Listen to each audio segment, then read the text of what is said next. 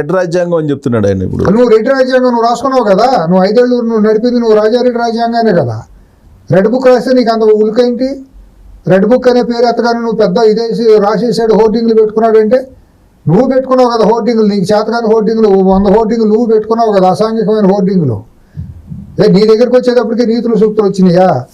అవతల వచ్చేటప్పటికి అంత వెన్నులో వణికెందుకు వస్తుంది?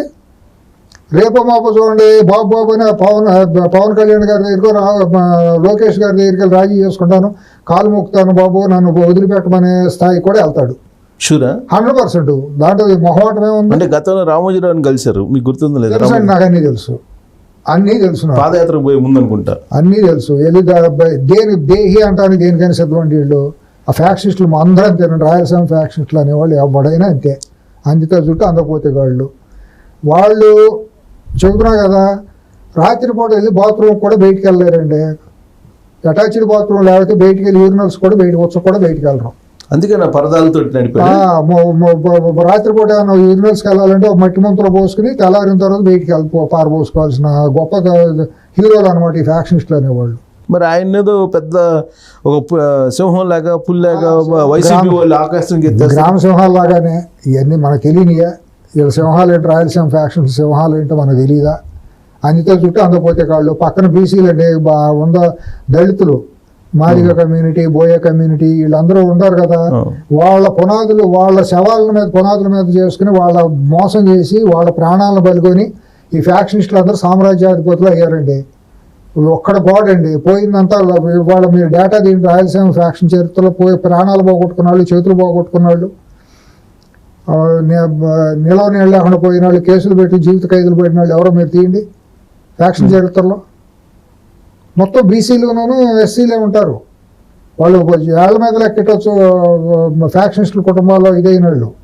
వాళ్ళ కోసం ప్రాణాలు అర్పించిన వాళ్ళు వీళ్ళు ఉంటారు. సో ఎస్సీల ప్రాణాల మీద వీళ్ళు సామ్రాజ్యాలు ఏర్పాటు చేసుకున్నారు. చేయండి, డేటా బయటికి తీస్తే అందరికీ తెలుసు కదా. ఈ ఫ్యాక్షనిస్టులు ముసుగులు వీళ్ళు చేసిన అరాచకాలు, అసాంఘిక కార్యకలాపాలు, రాయలసీమని వెనకబడుతానని చేయటానికి కారణం వాళ్ళు కదా. ముఖ్యమంత్రులు ఉంది వాళ్ళే కదా. రాష్ట్రానికి ఎన్టీ రామారావు గారు వచ్చి తెలుగు గంగ వేసే వరకు మరి అక్కడ ఉన్నవాళ్ళు అక్కడ కూడా ఇది చేయలేకపోయారు.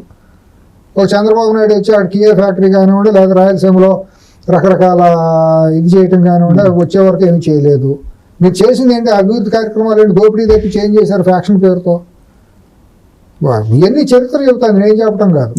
కాబట్టి రేపు పొద్దున ఎట్టి పరిస్థితుల్లోనూ దేహి అని అడుక్కున్న ఆశ్చర్యం లేదు. మమ్మల్ని వదిలిపెట్టి బాబు మీకు ఏదో ఒకటి పొరపాటు అయిపోయిందని ఇదే పవన్ కళ్యాణ్ గారి దగ్గరికి, ఇదే లోకేష్ గారి దగ్గరికి, లేదా విశాలమైన హృదయం తొందరగా కరిగిపోతాడు కాబట్టి చంద్రబాబు గారి దగ్గరికి కూడా వెళ్తారు. ఎవరో ఒకటి ద్వారా వెళ్ళిపోయి ఏదో అయిపోయింది. చంద్రబాబు నాయుడు గురించి అంటలా కేవలం లోకేష్ గురించే ప్రత్యేకంగా లోకేష్ రెడ్ బుక్ గురించి పదే మాట్లాడుతున్నాడు. ఒకడే కొద్దిగా గట్టిగా స్టబర్న్గా ఉన్నాడండి. తన అవమానాలు గురైనాడు.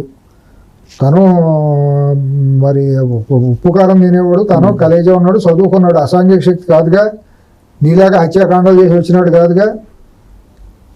సామాజిక స్పృహ ఉన్నటువంటి కుర్రాడు. తప్పులు ఉంటే ఉండొచ్చు, పొరపాట్లు ఉంటే ఉండొచ్చు. గతంలో తెలియక మెచ్యూరిటీలు ఏంటో ఎవరేం చేస్తాం, వయసులో ఉన్నప్పుడు ఏదో జరుగుతుంది. అందరం చేస్తామండి, ఎవరం కాదు. పాకుతాము, పరిగెత్తాము, కింద పడతాము, మీద పడతాము, నేర్చుకుంటాము, అన్నీ జరుగుతాయి. బట్ స్టాన్ఫోర్డ్ యూనివర్సిటీలో చదివి వరల్డ్ బ్యాంక్ లో పనిచేసి వచ్చిన స్టాన్ఫోర్డ్లు ఇంటర్నేషనల్ యూనివర్సిటీలు పక్కకు పెట్టకపోయినా అసలు కంపేర్ చేయడానికి కాదు, ఆ కుర్రాళ్ళలో కసి ఉంది. 10 మందికి ఉపయోగపడాలి, కంపెనీలు తీసుకురావాలి, రాష్ట్రాన్ని అభివృద్ధి చేయాలనే తపన ఉంది. అది ప్రూవెన్. అది మాటల్లో చేతల్లోనే ప్రూవెన్. పవన్ కళ్యాణ్ గారికి కూడా మాటల కంటే కూడా చేతలు రాష్ట్రం మనం నిజాయితీగా నిలబడాలనేది ఆయన ప్రూవెన్. ఏమండి, చంద్రబాబు గారి గురించి అందరూ తెలిసిందే కాబట్టి వాళ్ళతో పోలీసులు ఏమి లేవు. కానీ పదే ఇతని గురించి మాట్లాడుతూ భయపడుతున్నాడా జగన్? 100% వెన్నులో వణుకొస్తుంది. ఎందుకంటే వీళ్ళు ఢిల్లీ వెళ్ళి కనుక అక్కడ కనుక కొద్దిగా నా ట్యాప్ను కట్టేస్తే నా ప్రాణం పోతుంది. ఇక్కడ ఆక్సిజన్ అక్కడ ఉంది, ఆక్సిజన్ మిషన్ ఢిల్లీలో ఉంది. అది ఓకే, రాజకీయ కోణం నుంచి మనం కొంచెం చూస్తే. కానీ లోకేష్ ని చూస్తే ఎందుకు అతనికి పదే లంకన్ గాళ్ళు అందరూ మొన్న 5 ఏళ్ల పాటు విచ్చలవిడికి విరవీగిపోయిన వాళ్ళు ఉన్నారుగా. నీ అమ్మ మొగుడు సొమ్మ అన్నాడు ఒకడు. రకరకాల ఆడపిల్లలను అప్పుడు అనిత గారిని కానివ్వండి, లేకపోతే భువనేశ్వర్ గారు కానీ ఒకళ్ళే ఉంది. అసలు అందరిని అన్నాడు. వాళ్ళు అనుభవించి తీరాల్సిందే, చట్ట ప్రకారం ప్రతి ఒక్కరు రావాల్సిందే. వాళ్ళ తల్లి శీలాన్ని కూడా శంకించారు. ఎంత దుర్మార్గం అండి అతను ఉండదా? తన తల్లితో పాటు తన పార్టీ కార్యకర్త మహిళలు, ఆడపిల్లలు, తన సోదరులు అంటే మనకే ఆడపిల్లలు అంటే వాళ్ళందరిని అన్నప్పుడు వాళ్ళ తరపున నిలబడాల్సిన బాధ్యత లోకేష్కి ఉండదా? కార్యకర్తలను కాపాడుకోవాల్సిన బాధ్యత అనుకో కసి ఉంటుంది కదా.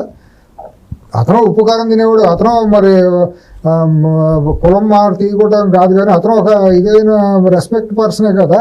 ఇక్కడ మనం పోలిక మాట్లాడకూడదు అని కులాల గురించి తాడేపల్లి నుంచి ఢిల్లీ వరకు రెడ్ బుక్ గురించి మాట్లాడుతున్నాడంటే ఎంత భయపడుతున్నట్టు. వెన్నులో కొనుక్కో స్లీప్లెస్ నైట్లో తన నీడని తను నమ్మలేకపోతున్నాడు. కాబట్టి ఏ నిమిషానైనా ఎలాంటి దానికైనా రూపకల్పన చేయొచ్చు. వీళ్ళు చాలా జాగ్రత్తగా ఉండాలి. ఆ క్రిమినల్ ట్రాక్ రికార్డు ఉండాలి వాళ్ళు. ఆ లంపెన్ గ్యాంగులు వాళ్ళ కొన్ని శక్తులు తోడున్నాయి, ఎంతకైనా తెగిస్తారు. కాబట్టి వీళ్ళు చాలా జాగ్రత్తగా ఉండాలి. రైతులు పొలంలో నుండి ఎలుకలు వెళ్తాయి కలుగుల్లోకి. పగల ఎవరు లేనప్పుడు వచ్చేసి వరి కంకులన్నింటినీ నాశనం చేసి పంట అంతా తినేసి వెళ్ళిపోయి దాక్కుంటాయి. రైతు ఏం చేస్తాడు? ఎలుకలను పట్టాలంటే కలుగు తవ్వుకుంటే అన్నీ అల్లలేడు కదా, పొగ పెడతారు. పొగ పెట్టేసి మొత్తం ఆ కలుగుల్లో ఎక్కడెక్కడ దాక్కున్న ఎలుకలన్నీ బయటకు వస్తాయి ఊపిరాడతాయి. 5 ఏళ్ల పాటు వెర్రవీగినాళ్ళు అధికార మతంతో అవాకులు చావాకులు పేడినాళ్ళు, దాడులు చేసిన వాళ్ళు, దోసుకున్న వాళ్ళు అందరూ ఎవరికి ఏదైతే ఉందో దాని ప్రతిఫలం అనుభవించాల్సిందే. ఏదో ఒక రకంగా చచ్చినట్టు దానికి మాత్రం 100% వాళ్ళు సిద్ధపడాల్సిందే. భయం అంటే ఏందో తెలియదు మా నాయకుడు అని అంటున్నాడు. ఇప్పుడు చూపిస్తారు, ఇప్పుడు చూస్తారు భయాన్ని, ఇప్పుడు చూపిస్తాం కానీ వాళ్ళు అంటున్నారు, తెలుగుదేశం వాళ్ళు అంటున్నారు 100% లోకేష్ చూపిస్తాడని నాకు పెట్టిన నమ్మకం. అతను బాడీ స్టైలు బిహేవియర్ నేను అబ్జర్వ్ చేస్తా అంటే అతను చాలా లో ప్రొఫైల్గా ఉన్నాడు. తను చేయాల్సిన పనులు తప్పకుండా చేస్తాడు, చట్టపరంగా చేస్తాడు. ఎవడెవడిని ఎక్కడెక్కడ లాగాలో అదే భయం ఇప్పుడు వీళ్ళకి. ప్రతి ఒక్కళ్ళకి తన బాబు గారు అంటే ఎక్కలేదు ఎక్కడ పోతాడులే అని. కానీ బాబు గారిని కూడా ఎవరు ఇప్పుడు పవన్ కళ్యాణ్ గారు 4 బార్లు అని చెప్పి ఇష్టానుసారం మాట్లాడారండి. ఆయనకు ఉండదు. ఆయన అన్నంది ఆయన ఉప్పు కారం ఇంట్లో ఆయన వ్యక్తిత్వం లేదు. నా పవన్ కళ్యాణ్ గారిని, చిరంజీవి గారు ఆడపిల్లల్ని ఎన్ని మాట్లాడారండి వీళ్ళందరూ? విర్రవీగారండి, ఇష్టానుసారంగా మాట్లాడారు కదా. వాళ్ళు ఎందుకు వదిలిపెడతారండి? అవమానం చేయలేదా సినిమా వాళ్ళందరినీ పిలిపించేసి? మీరందరూ మా కట్టుబానిసలో చేతులు చెప్పులు ఇడిచి బయట ఇడిచినండి అన్నట్టు నడిపించలేదా? మొత్తాన్ని పేరేడ్ పెట్టించాడు కదా. అవన్నీ వాళ్ళు మర్చిపోతారా? కాబట్టి 100% దీనికి రిటాలియేషన్ ఉంటుంది చట్టపరంగా. ఎవరికి దేనికి అర్హత ఉందో అంత అర్హతకి సరిపడా వాళ్ళు అనుభవించి తీరాల్సిందే ప్రతిఫలం. కానీ జగన్మోహన్ రెడ్డి ఒక ఫ్యాక్షనిస్ట్, వాళ్ళకున్నటువంటి ఆలోచనలు, వాళ్ళకున్న నేర స్వభావం ఇవన్నీ చెప్తున్నారు కదా. రాష్ట్రాన్ని అల్లుకొల్లోలం చేయటానికి ముందుగానే ఢిల్లీ రిహార్సల్స్ అనుకోవాలా? ఢిల్లీ రిహార్సల్ ఏడవలేక ఏదో అన్నట్టు ఊరినే ఒకసారి మేము ఉన్నామని చెప్పుకుంటూ ఉన్నాను. ఆ కోర్టుకి వేసారండి. ఆ కోర్టుకి వేయడం అసాంఘికం. ఇది అసలు ఆర్గ్యూ చేసే లాయర్లకు కూడా బుద్ధి జ్ఞానం ఉండాలి. కానీ అది ఓకే, కానీ ఆయన చేసినట్టు చెప్తున్నా దాంట్లో భాగమే ఇది. ఢిల్లీ కూడా వెళ్ళి అల్లరి చేసి రావటం, అక్కడ కూడా ఏమీ బ్లెస్సింగ్స్ దొరకలేదు కాబట్టి ఈయన వేదికని ఇక్కడ ఇప్పుడు తాడేపల్లికి మారుస్తాడు. తాడేపల్లికి మార్చి ఆయన ఇప్పుడు నాగబాబు గారు అన్నారు అంటే ఆయనకి ఏమీ వార్తలు లేకుండా అనే మనిషి కాదు కదా.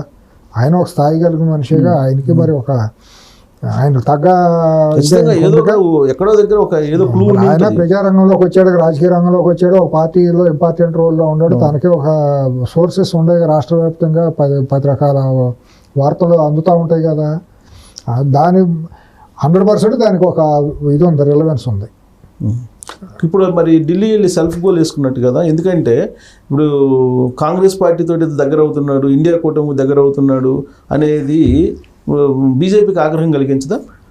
అసలు బీజేపీకి ఆగ్రహం కలిగిస్తున్నాను. కాంగ్రెస్ వాళ్ళు ఎవరో కూడా నాకు తెలిసి ఇప్పుడు చెల్లి అక్కడ కాంగ్రెస్ పార్టీలో ఉంది కదండి. కాంగ్రెస్కి ఇతను అవసరం లేదు, ఈ పార్టీ అవసరం లేదు. కేవలం కావాల్సింది ఎవరికంటే బీజేపీకే కావాలి. ఎన్డీఏ కూటమికి కూడా అవసరం లేదు. బీజేపీకి మాత్రమే ఇతని మీద ఒక ప్రత్యేకమైన ప్రేమ, మమకారం, సానుభూతి ఇవన్నీ ఉన్నాయి. అంతకుమించి ఇంకా వేరే కాదు.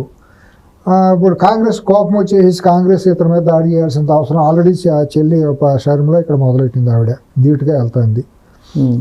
తెలుగుదేశం కంటే కూడా పవన్ కళ్యాణ్ గారు జనసేన కంటే కూడా ఇవాళ అక్కడ బ్రహ్మాండమైన రోల్ పోషిస్తుంది షర్మిల గారు.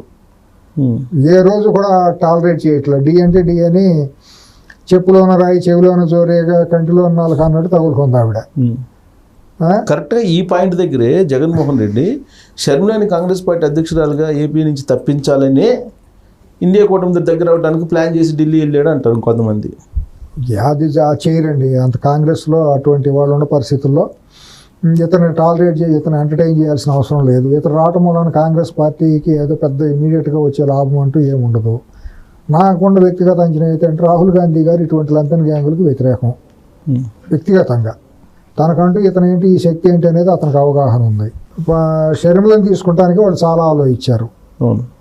అంత ఆషామాషిగా తీసుకోవాలి. ఎంతో కన్విన్సింగ్ చేసి శివకుమార్ గారు వీళ్ళందరూ ఏదో రకరకాలుగా చెప్తేనే చేశారు. ఎందుకంటే she is proven that failed in Telangana.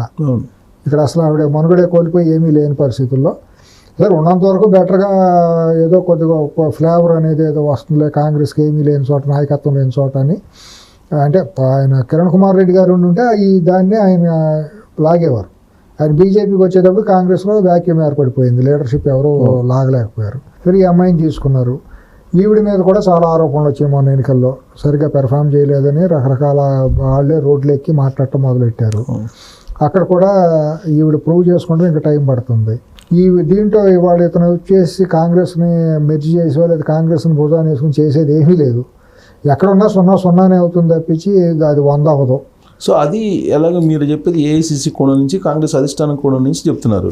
కానీ జగన్మోహన్ రెడ్డి కోణం నుంచి ఆలోచిస్తే రాబోయే రోజుల్లో షర్మిల అనేది ఒక థ్రెటనింగ్ ఫోర్స్గా తయారవుతుంది. కాబట్టి ఈవెన్ ఎలిమినేట్ చేస్తే నెక్స్ట్ 2029కి తనేదో పర్ఫార్మెన్స్ చేయొచ్చు అనేది అందుకు స్టెప్స్ చేశాడు. ఏమీ అవదండి. అక్కడ కోటలో ఉండవుటే, పేటలో ఉండవుటే, కాంగ్రెస్లో ఉండవుటే, ఒక వైసీపీలో ఉండవుటే, తన చరిత్ర ముగిసిన అధ్యాయం. తనకంటూ ఒక వ్యక్తిగతంగా రాష్ట్రంలో ఒక బలమైన ముద్ర ఏర్పడిపోయింది. ఇతను పనికి మాలినాడు, సంఘ వ్యతిరేక శక్తి, ఇతని జీవితంలో ఎప్పుడు కూడా ఇతని మొహం చూడకూడదని ప్రజలు డిసైడ్ అయిపోయారు. ఇంకొక 25 ఏళ్ల పాటు అతని మొహం అనేది ప్రజలు సహించరు. 25 ఏళ్ల తర్వాత రెడ్డి ఎవరో, రాజు ఎవరో, మంత్రి ఎవరో అన్నట్టు అయిపోతుంది. ఎన్నైనా మారుతాయి. కాబట్టి కనుచూపు మేరలో ఈ వైఎస్ఆర్ కూటమి నుంచి మరి ముఖ్యమంత్రి అవడం అనేది అసంభవం.